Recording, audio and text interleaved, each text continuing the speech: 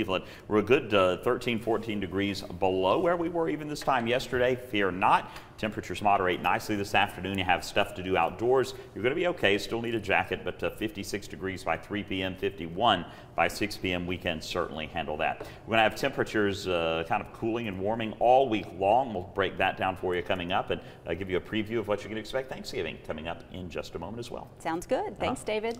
Well, this morning, there's been a fire near Spring Creek Elementary School, and the school will be closed for the day. For more on this, let's go ahead and bring in Tim Pham, who's live at the scene. Tim, good morning. Hey, good morning to you, John. Right now, firefighters are still on scene at this maintenance building fire. It happened just behind the school. You can see where investigators are focusing their efforts this morning. It happened around 3:30, and I'm told that the boiler room as well as the power and gas is all located inside this building. Officials don't know what caused this fire, but they don't suspect it to be suspicious. The fire chief I spoke to, he tells me that the building was secure when they arrived on scene and that it appears to be accidental. He did tell me, though, firefighters saw thick smoke coming from behind the school. When it was called in, people originally thought it was coming from the school, but in fact it was from a separate building that is several feet away from the main part of the building. But again, school is canceled, as you mentioned. They have no heat, and obviously it's a very cold day, so students and faculty and families received a message from the Hamilton County School District letting them know that school will be canceled today. The fire chief said it could even be closed tomorrow with the temperatures being so cold in the morning. So we'll be sure to keep you updated and let you know what happens. Live in Eastridge, Tim Pham, Channel 3 Eyewitness News. All right, Tim Pham, thank you for that update. The bitter overnight temperatures has those without a warm place to stay turning to local agencies. Channel 3's Michelle Herron joins us live from the Salvation Army this morning. And Michelle, this weather probably has a lot of people wondering, how often is there an open overnight shelter in our area?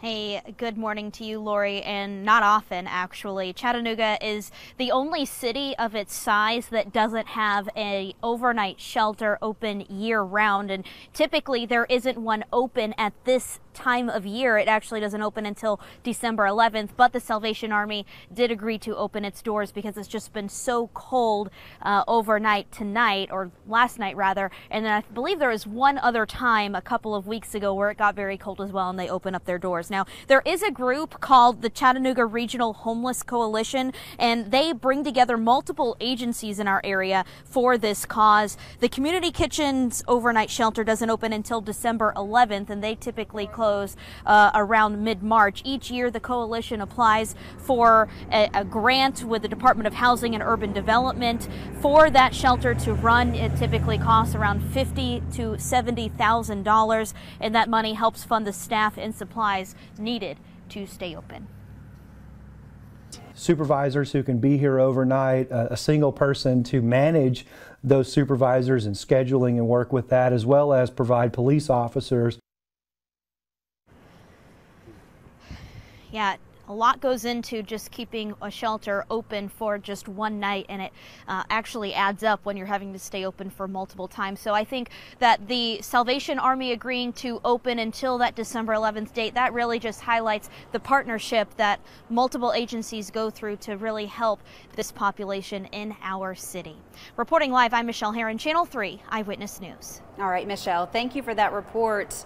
Yeah, and those frigid temperatures yesterday, Burr had a lot of people walking outside, kind of take your breath away. Even Burr this morning, very cold, in the 20s across most of the Tennessee Valley. Take a look outside. It's 30 in Chattanooga, Dalton, 27 in Cleveland, a whopping 23 in Athens, and 26 in Murphy. You'll want to bundle up this morning. Keep a light jacket with you even in the afternoon as temperatures moderate. We'll get to the mid to upper 50s. We're going to see temperatures going up and down for the next several days. A big cold air mass in place today, making it about 10 to 15 degrees cooler. We're going to see that cold air basically staying with us. The next time we have another front moving through is going to be on Wednesday, and then take a look. We'll see temperatures maybe climb a couple of degrees, and then the next cold front moves through on Sunday. So temperatures will try to rebound, try to warm up, but then we'll see them just continuing to drop back down as we see cold front after cold front moving through. This is what it looks like graphically, getting up to 60, back down. Low 60s again, back down on Sunday. The average high 61. For Thanksgiving, it's going to be chilly in the 30s in the morning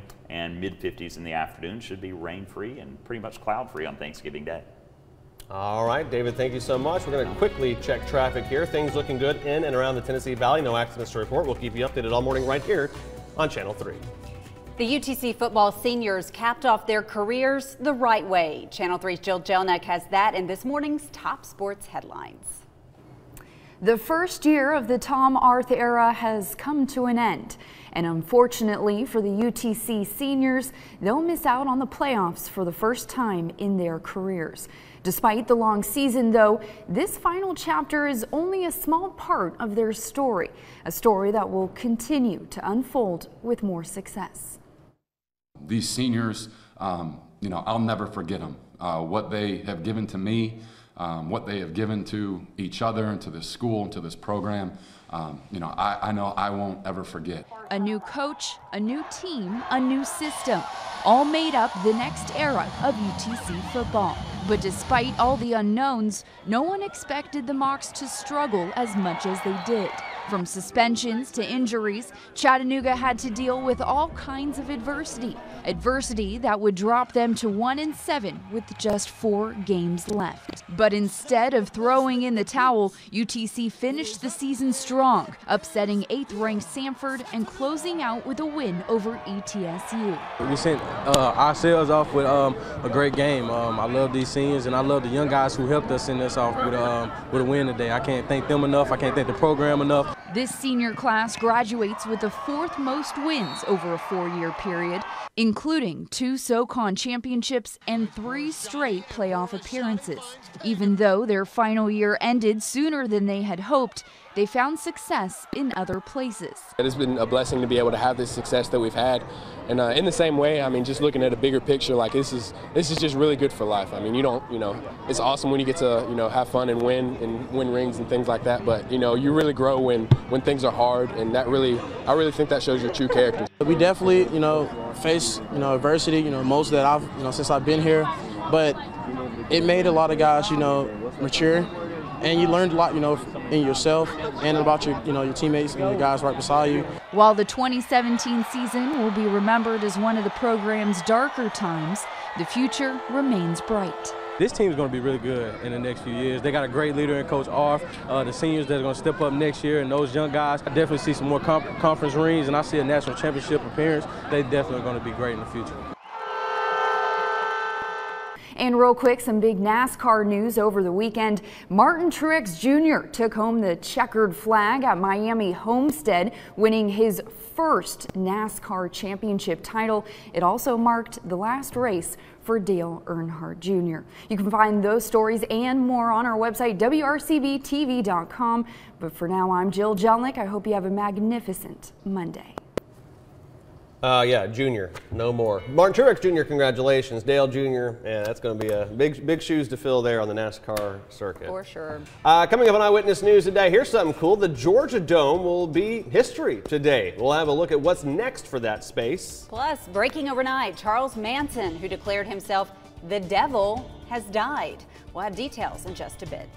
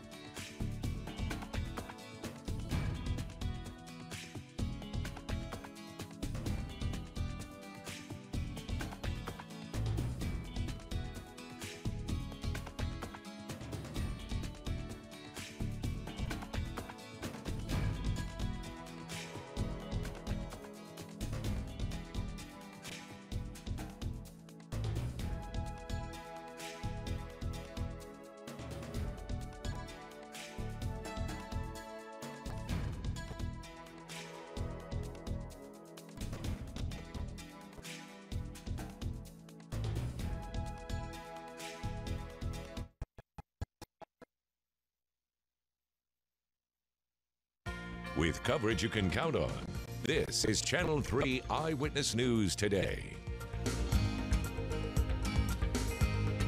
Breaking overnight, Charles Manson, the cult leader who dispatched his followers to commit a series of murders, has died. He was 83 years old and died from natural causes. Though he was never found guilty of murder himself, he was convicted in 1971 for ordering others to kill 7 people. Well, just over 25 years after it opened, the Georgia Dome will be reduced to rubble later today. It's going to be imploded around 7:30 this morning and turned into a parking and green space.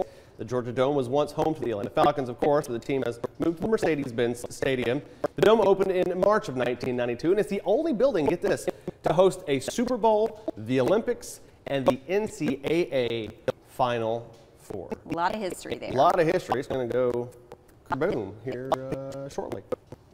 Well, the Chattanooga market finished its 17th season. And since it opened, the market has grown in popularity. It started with just a handful of vendors and has now grown to more than 200 on its busiest days. This weekend's theme was Thanksgiving, and people could buy local produce and baked goods and take home for their feasts. If you missed out, the operations manager says there are other ways you can support these local vendors. We're doing a holiday market next weekend out in Collegedale. That's going to be Saturday and Sunday out at the Collegedale Commons, and so that's a new venue. We're going to have a full market season there next year. The holiday market will also be open at the Trade and Convention Center over the next 3 weekends. Something fun to check out very for cool. sure. Well, coming up on Eyewitness News today, we'll check in with David for another check of the weather. Give yourself enough time to scrape your windshield this morning. You could need it. Yeah, plus we're going to let you know if there are any problems on your Monday morning commute. Time is 6:13. We'll be right back.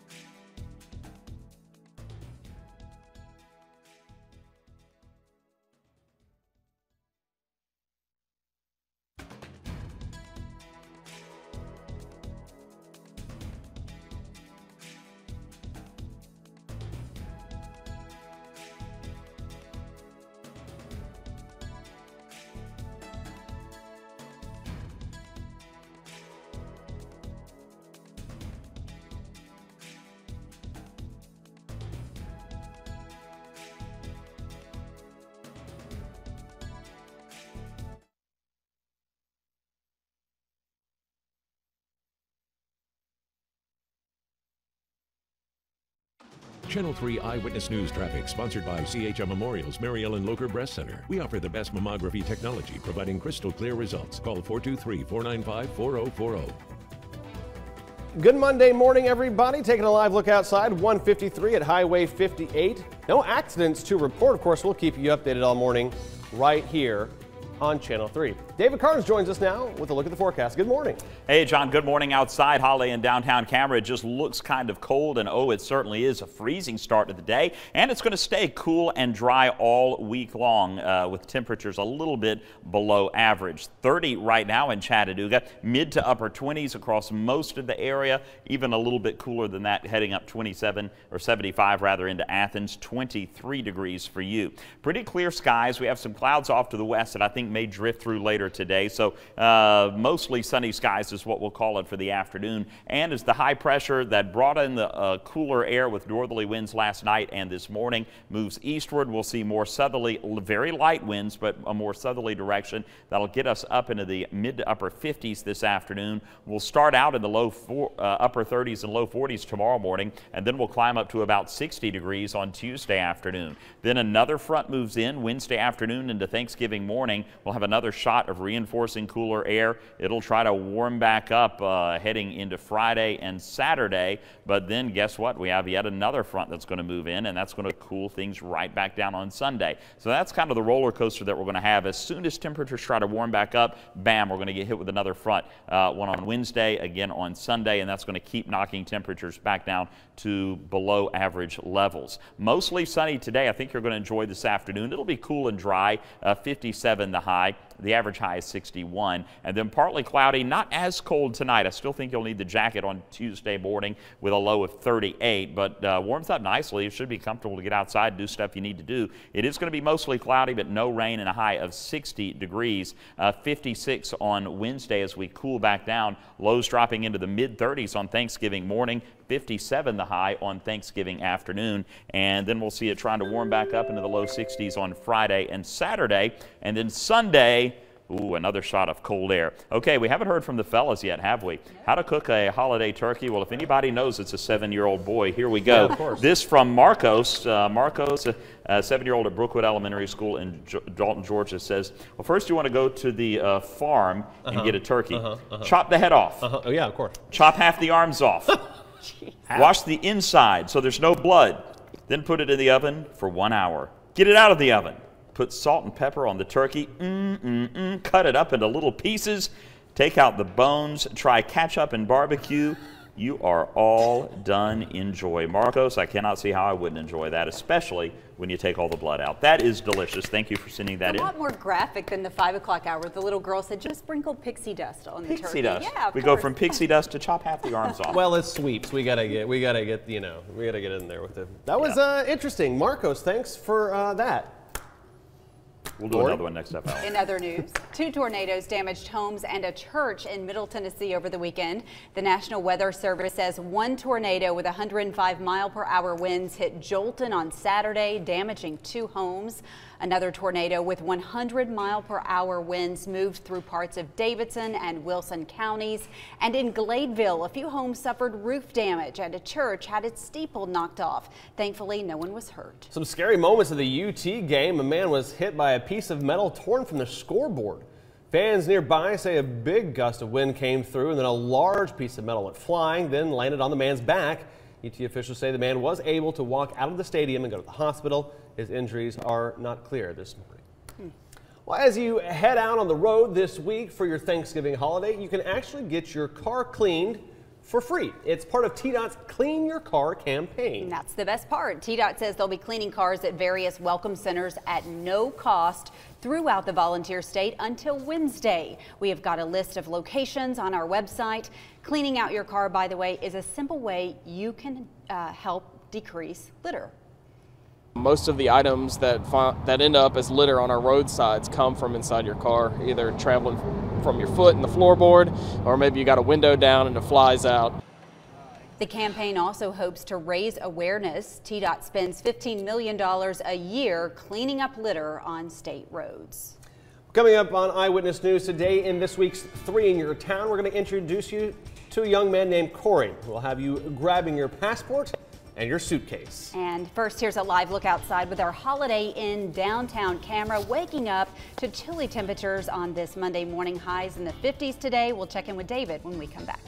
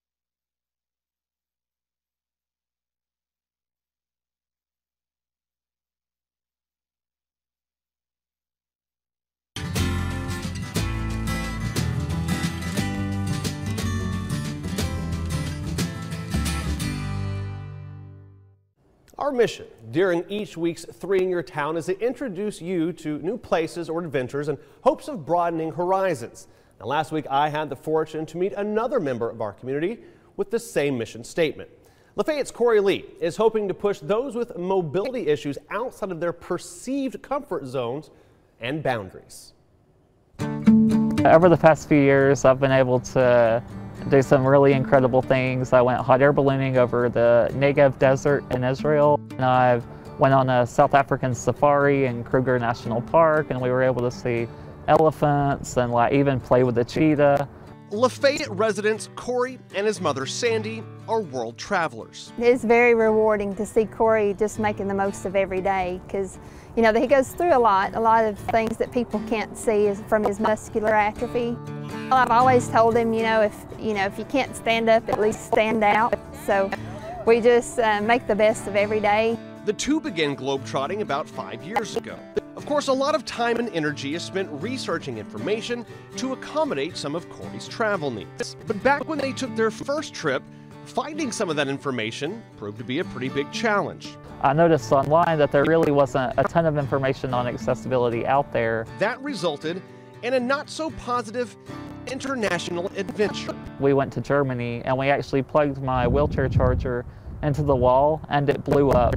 Sparks were flying and the power in the hotel went out, and it was like this big fiasco. It was at that point Corey decided to do something about the lack of information online. He began Curb Free with Corey Lee, a website dedicated to disseminating information to anyone traveling with a special need. My overall goal really with the blog is to inspire others to break out of their comfort zones and kind of see the world, to kind of share my travel experiences and hopefully put that information online so that it would be available for other wheelchair users worldwide. And there is a very large market for his work. People with disabilities, they actually spend over $17 billion per year on travel, just on travel. I mean, I really want to show destinations and people around the world that, we want to travel, and hopefully, destinations can become more accessible. Advertisers have taken notice, allowing Corey to make his blog his full-time job and pay for his next adventure. He's a great writer, and I'm really proud of him for that. But just putting it out there for others to see and to read and to be able to know that they can go do that as well if they're in a wheelchair or have other needs, it's wonderful. Corey has visited 6 continents in 4 years, and while he's having the time of his life, he's also hoping to better the lives of others. I mean, even if you're not disabled, your kids maybe one day, or your grandkids or anything. So, by making the world more accessible, you're not only just helping me currently, you're also helping future generations to come.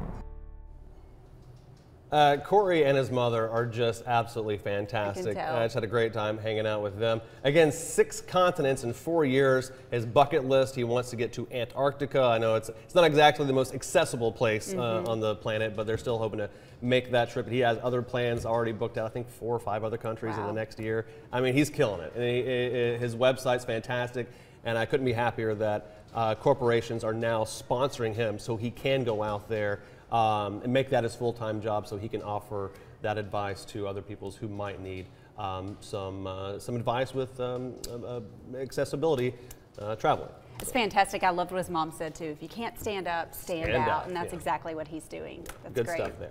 Well, it's time now to take a look at our salutes. Happy 17th birthday to Kaylee Adams. She's an 11th grader at East Hamilton High School. And congratulations to our Bojangles winner, Stacy. Happy birthday, Stacy. We hope you have a great day. And I was dancing around your last name because I don't know if it's Am I the winner? Yes, you are, Stacy. So come get your Bojangles certificate here at the station. Have a great day. Also celebrating her 68th birthday today is Dorotha Hodge. We hope you have an awesome birthday as well. All right, coming up on Eyewitness News today, an elementary school is closed today due to not having heat. An overnight fire caused some damage to a boiler room. Tim Pham has the details in just a bit. Plus, we'll be checking in with Channel 3's Michelle Herron. She has a look at how Chattanooga is banding together to keep everyone warm.